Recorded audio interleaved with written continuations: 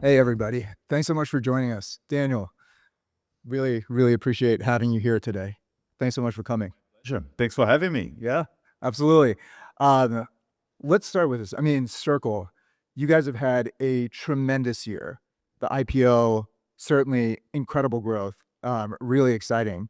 Would love to hear, from your perspective, what has been kind of the priority for you kind of coming through this rocket ship of the year?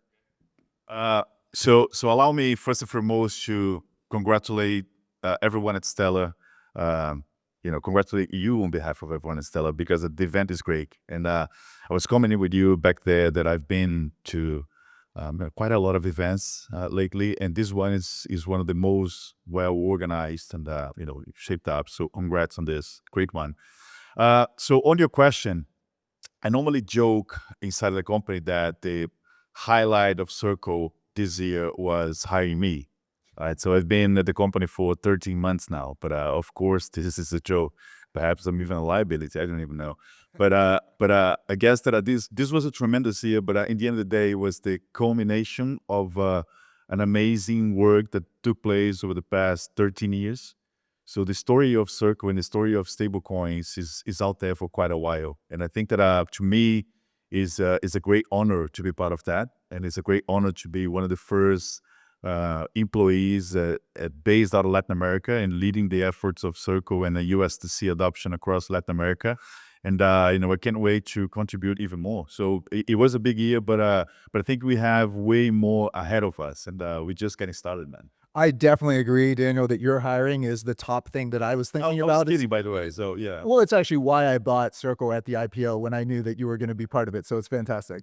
Okay, that's amazing. I mean, it I'm so excited that you're here with us because you're a native Brazilian, and you were brought in to drive strategy and policy for LATAM and Brazil, and obviously, in the United States, which is where I sit, there's been a tremendous amount of shift from a regulatory perspective. Genius Act is out. There's a lot of movement. Certainly, that's there.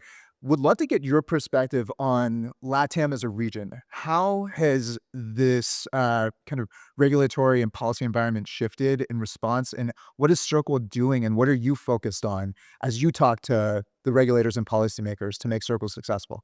I that's also a great question, and I love the topic. I think that I normally address this by trying to recap the fact that regulation is normally a follow up to social innovation, right? So then again, there is a reason why regulators they look at a certain topic and say, "I need to organize this," right? So, and I think that with Latin America, we've seen when it comes to digital assets, we've seen the adoption of those tools and instruments and stable coins amongst them, or perhaps leading them, right?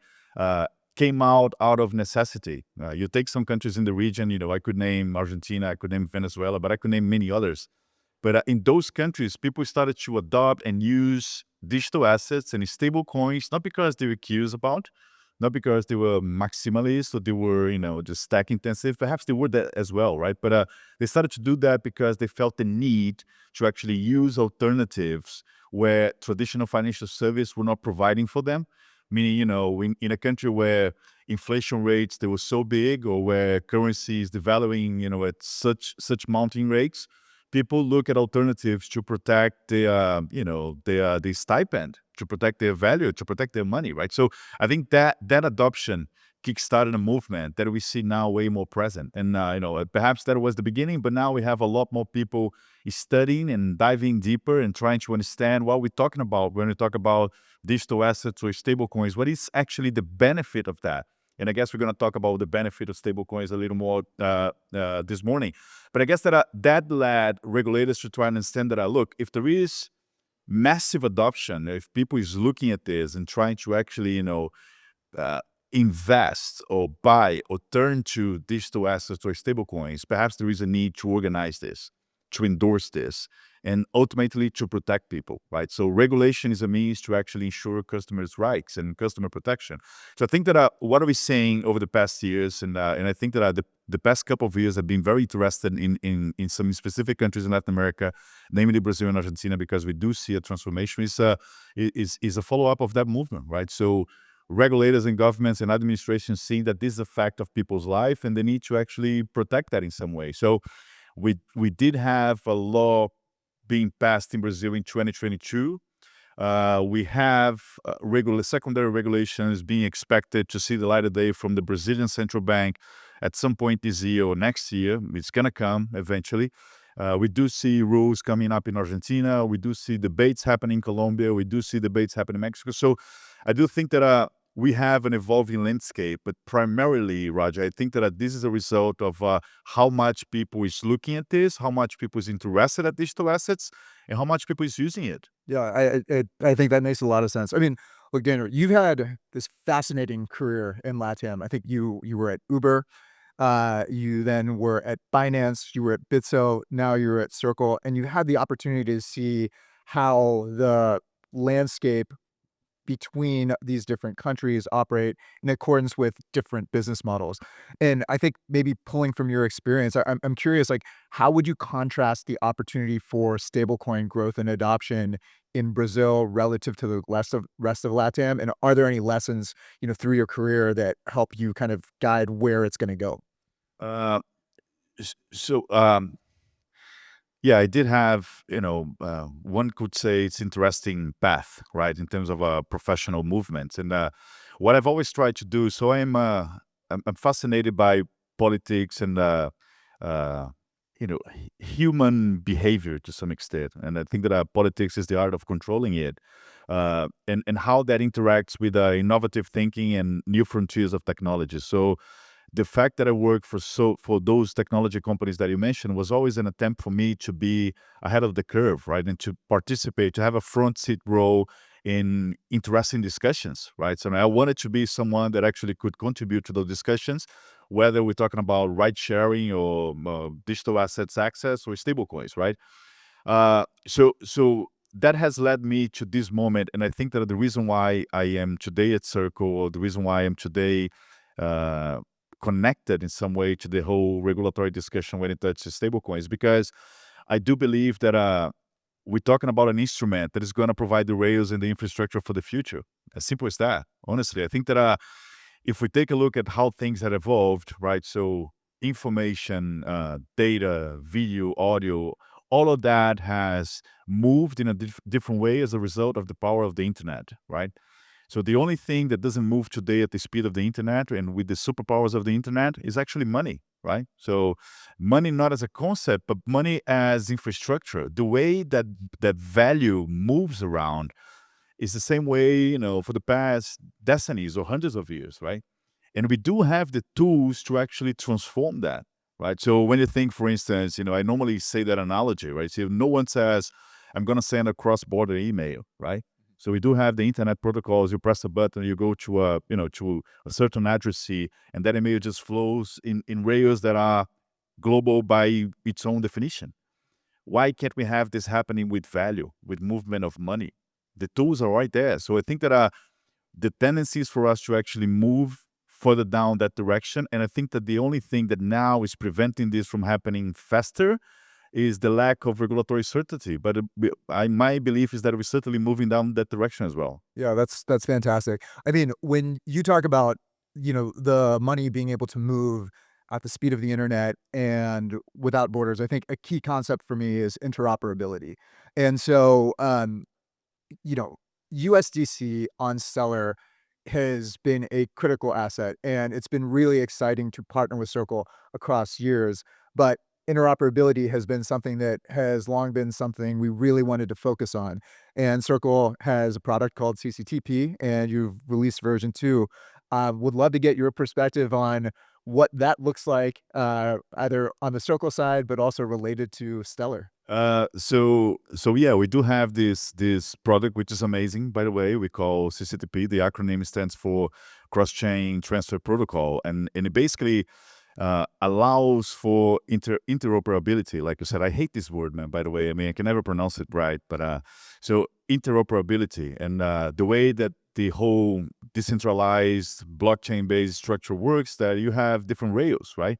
And in order for you to have a token circulating to different rails, sometimes you need to make use of bridges or wrapped versions of those tokens, and that really doesn't help when it comes to safety and fast use and better use case. So that that creates friction in the system. So the idea of having this product of CCTP is to enhance friction and allow for greater connections into rails like Stellar. It's a payment focused rail, and that really connects people with that specific mindset. And I think that the reason why you brought that up, because this is a perfect cue for me to announce that a CCTP V2 is coming to Stellar, right? And this is something that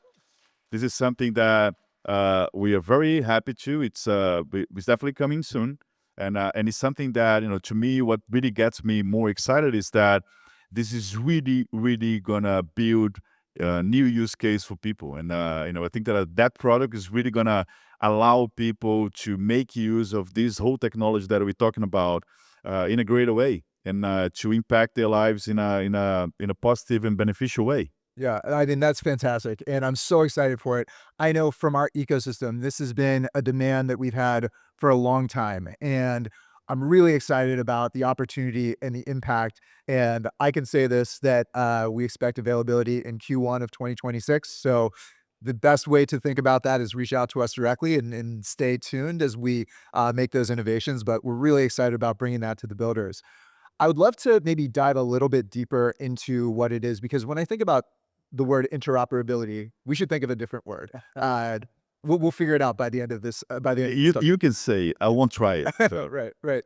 When I think about it, like interoperability is fine in theory, but theory does not translate to real world value. And what I think is really exciting is this idea of being able to connect Circle's deep liquidity to Stellar's rails.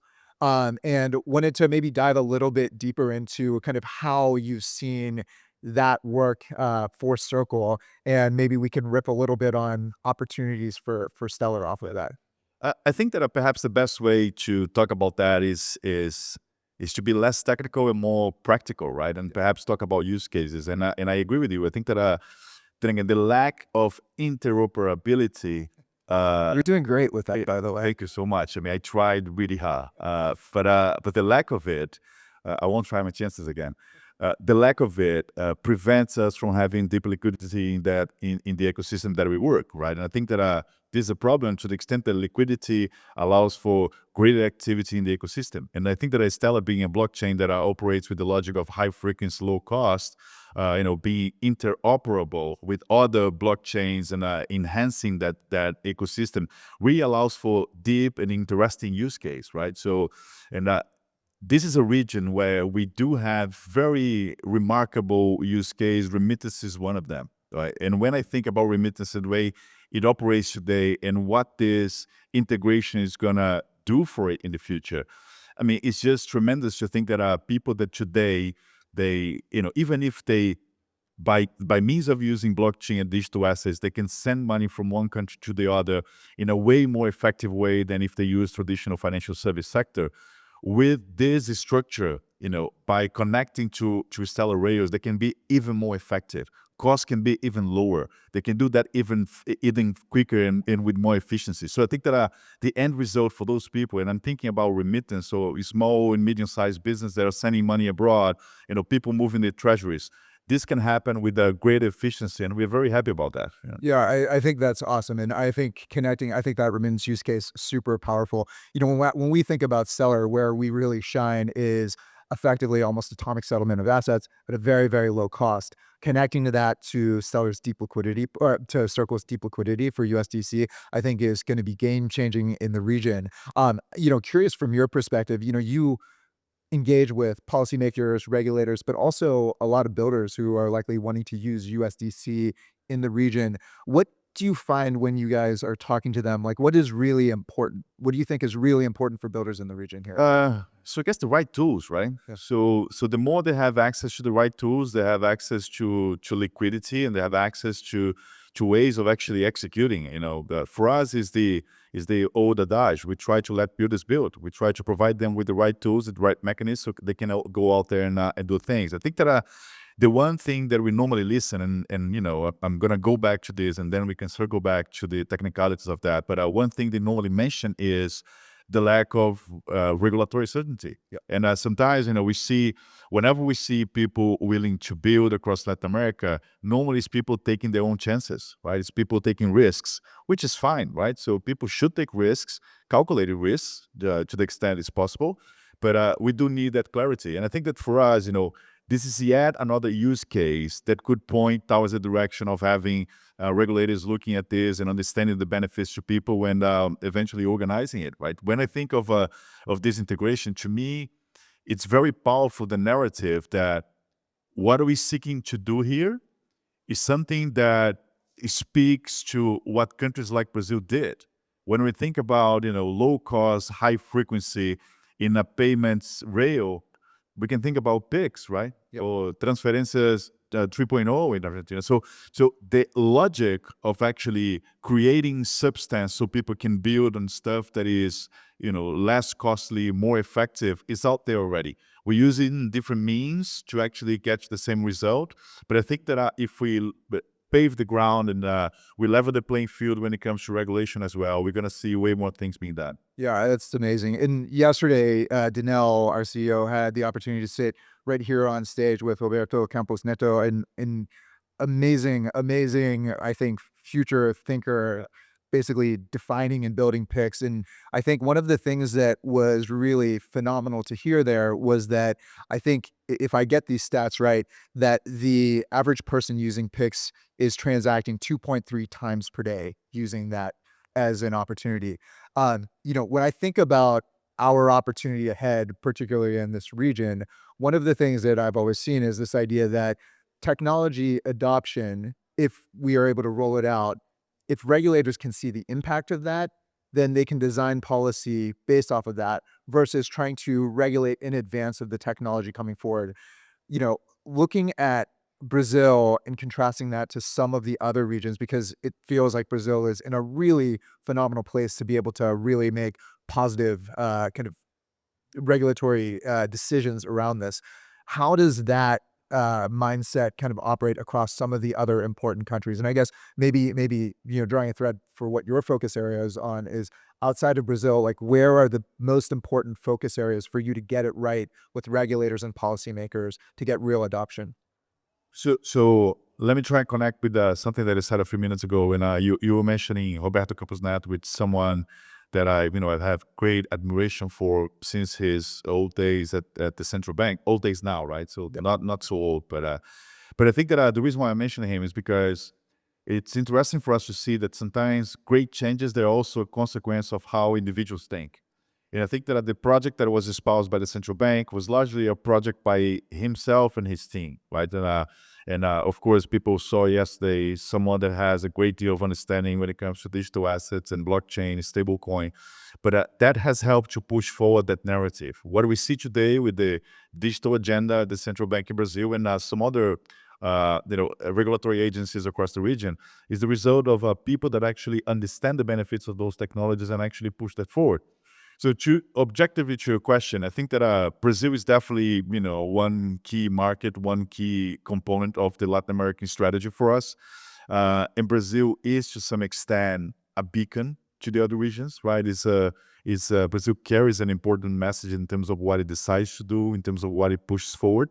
But for us, the other use cases, and again, connecting to what we were discussing, just now, Raja, the regulatory facts, they are a consequence of people's movement, right? Or people's necessity. When we see, the movements that we have on the regulatory front in places like Argentina, Colombia, and Mexico, when it comes to instant payment, connection to digital assets, stablecoin adoption, stablecoin penetration, is because, people see the benefits of that tool. So we go actually to try and provide some support for people, for developers, for people that actually wants to use the tools that we make available to them by interacting with regulators and trying to to pave the ground and level the playfield. So that's kind of the job that we do, I guess. That's amazing. Well, I'm incredibly excited. I guess one last, this might be more of a personal question, but if you had the opportunity for Circle to sponsor a football club in the country, which club would it be? Don't mess with me, man. I mean, that's gonna break my heart because I was commenting that backstage. My football team, my soccer team, plays tonight. Back in the day, I'll be, wearing the jersey here, and I was gonna go to the stadium like the next hour or so, but now I need to fly back to São Paulo. So I won't answer to that question because it's gonna make me sad. But I guess to some extent I've answered that already. Yeah. So, well, Daniel, thank you so much. I'm so excited for our partnership and how it is expanding the impact of CCTP V2 to our ecosystem and to builders who have been long demanding it is really amazing. And I'm really excited for 2026 to be just a tremendous year of partnership between Stellar and Circle. Likewise, I think that we kicking off something that's gonna generate a lot of positive noise. So very excited as well. All right. With that, thank you so much.